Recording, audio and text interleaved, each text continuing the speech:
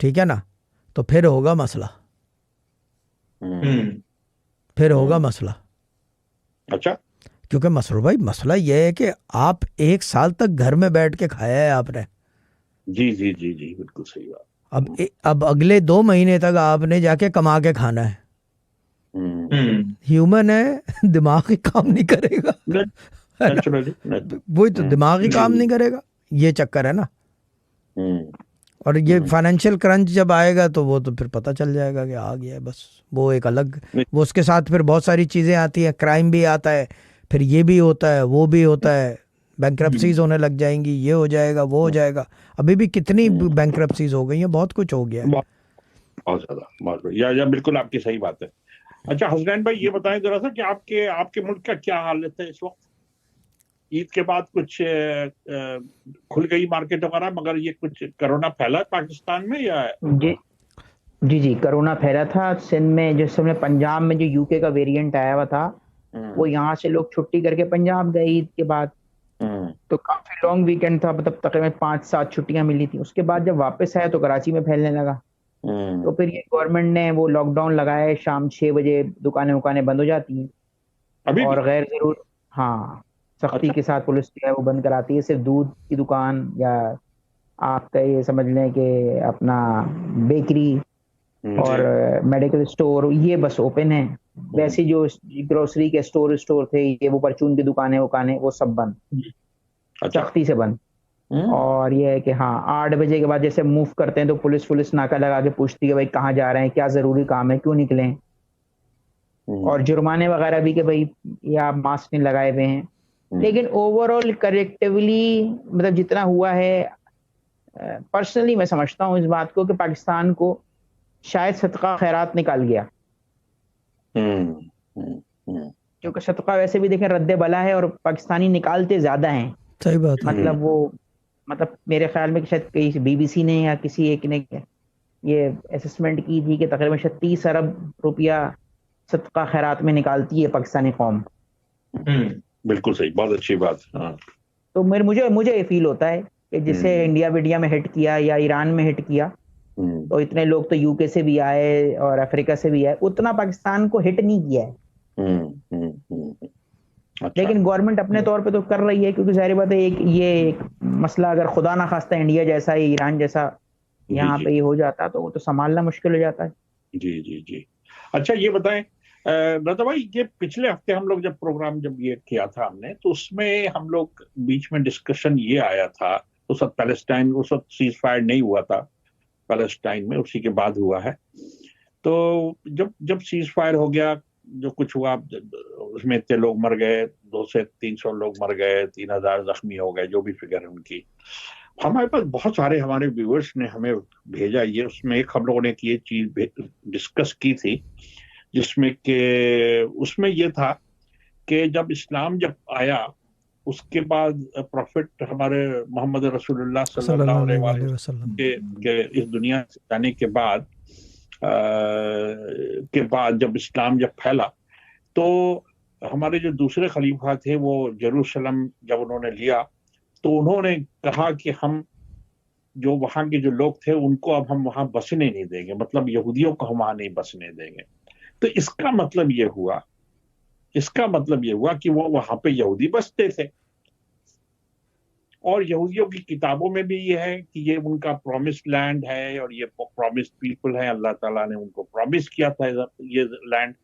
تو اگر وہ پرومسڈ ہیں اور ان کا وہ پرومسڈ پیپل ہے, پرومسڈ لینڈ ہے, تو پھر وائی پیلسٹینیئنز آر آسکنگ اگین کہ ہم اس زمین کو ہمیں واپس کر دو. وہ کہاں پہ, کیونکہ یہ لوگ کہہ رہے ہیں ہسٹوریکلی کہ مسلمان تو بعد میں وہاں بس آئے گئے ہیں, پہلے تو یہودی تھے, پھر یہودیوں کو وہاں سے نکال دیا گیا.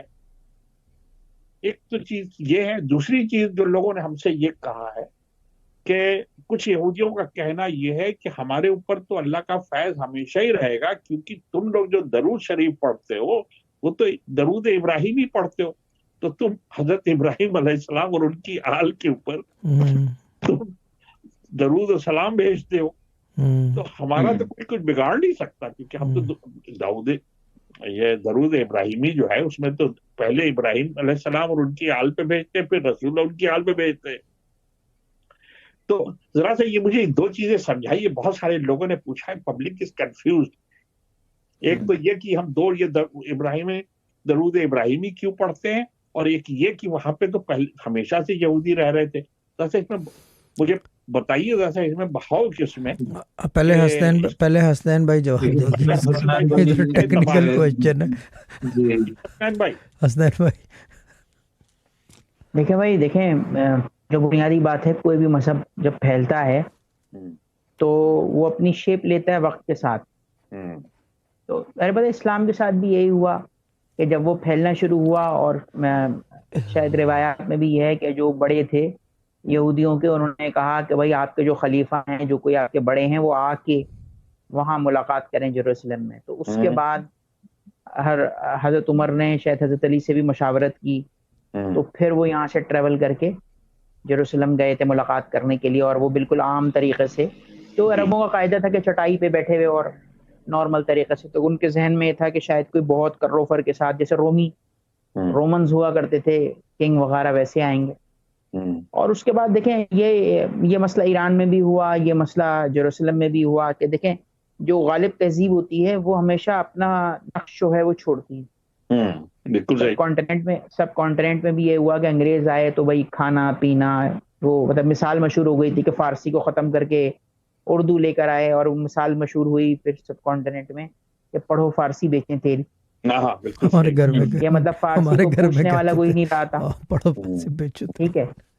تو اب دیکھیں غالب تہذیب کوئی بھی جب ہوتی ہے اور وہ فلرش کر رہی ہوتی ہے، تو وہ جو اور قبضہ کرتی ہے کسی جگہ کے اوپر، یا اور جو مائنورٹیز ہوتی ہیں وہ کم سے کم ان کو اس شیپ میں ڈھالنے کی کوشش کرتی ہے جو ان کی ہوتی ہے.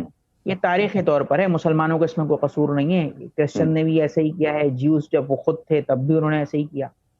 تو اب دیکھیں، اب وہ وہاں سے نکال دیا. اور اس میں جو بنیادی بات یہ ہے کہ بنی اسرائیل کے تذکرے سے قرآن حکیم بھرا پڑا ہوا ہے. بالکل صحیح. سورہ آل عمران میں آپ دیکھیں، سورہ بقرہ میں دیکھیں، سورہ بقرہ کا تو نام ہی کاؤ، مطلب وہ سورہ جو ہے وہ کاؤ کا سورہ ہے، یعنی گائے. اور اس میں بنی اسرائیل کا وہی کاؤ کا تذکرہ ہے جو بنی اسرائیل میں اللہ نے کہا تھا پھر مردہ زندہ کیا تھا. پورا قصہ ہی گائے کے اوپر ہے. جی بالکل صحیح، بالکل صحیح. ٹھیک ہے. اور پھر گولڈن کالف بنایا تھا انہوں نے، جس کی پرستش کرتے تھے وہ لوگ. تو دیکھیں بنیادی بات جو ہے، جو ایشو ہے وہ یہ ہے کہ وہ ان کی زمین ہے. اور دیکھیں یہودیوں میں اب تک آپ یہ نہیں کہہ سکتے کہ پراپر عذاب نازل ہوا، پینڈنگ میں ہے ان کا سب عذاب وغیرہ. اچھا. ٹھیک ہے. اللہ نے نعمتیں دی، وہ قرآن میں بھی تذکرہ ہے کہ ہم نے تمہیں نعمتیں دی، تمہارے اندر سے نبی ہم نے جو ہے وہ بنائے، اور تم کو فیض دیا، سب کام کیا. اور میں ہم سب سے زیادہ نبی جو ہیں وہ نازل بھی بنی اسرائیل کے اندر ہوئے ہیں، اسی خطے میں. ٹھیک ہے. تو اب آپ اس کے بعد دیکھ لیں کہ جو صورتحال ہے یہ پوری، اس کے اندر جب یہ معاملہ ہے تو آپ کیسے کہہ سکتے ہیں کہ اور پھر من و سلوہ بھی اترا ہے. من و سلوہ کھانے کی وجہ سے آپ دیکھ لیں کہ نا کہ ان کا جینیٹک موڈیفیکیشن بھی ہوئی ہے، کہ وہ زیادہ سوچتے ہیں، پڑھتے ہیں، مسلمانوں سے زیادہ ورکنگ کرتے ہیں دماغی طور پہ. تو ان کا آپ کا کہنے کا مطلب یہ ہے کہ ان کا جو ڈی این اے جو دنیا کے دوسری قومیں ہیں ان سے زیادہ، اس میں زیادہ پڑھائی لکھائی کا شوق ہے، یا وہ ہم سے ذرا سا زیادہ تیز ہے، that is due to the منو سلوا، جو کہ خوراک ان کو اللہ تعالیٰ نے بھیجی تھی، وہ کھائی اس کی وجہ سے ہے. جی اس کے کھانے کی وجہ سے، وہ پاک ترین غذا انہوں نے کھائی ہے، اور اس کے کھانے کی وجہ سے ان کا جین جو ہے وہ موٹیٹ کر گیا ہے. تو وہ آپ دیکھیں نا آرٹیفیشل انٹیلیجنس میں آپ کو دیکھیں کہ یہ جو آپ کی ہے میتھمیٹکس ہے، ارتھمیٹک ہے، وائرولوجی ہے، اس میں سب میں آپ کو آگے ٹاپ جو ہے وہ جیوز ملیں گے. بالکل صحیح. تو یہ اس کی بنیادی وجہ ہے. تو یہ بتائیے کہ تو پھر ان کا یہ کلیم جو ہے کہ بھائی یہ زمین جب ہماری ہے تو اس میں ہم کیسے کلیم کر سکتے ہیں؟ ہاؤ کین وی سے کہ فلسطین کو یہ تو دیکھیں بعد کی بات ہو رہی ہے نا، جب وہاں لوگ آباد ہوئے، عرب بھی وہاں موجود تھے، ان کو باہر نکال دیا تو یہ واپس آئے 48 کے بعد بیلفور ڈیکلیریشن کے پاس کہ بھائی ایک مسلمانوں کے لیے پاکستان بنایا اور ایک طرف آپ کے اسرائیل بنایا. تو اس کے بعد This was a Sufi Guidance Channel production.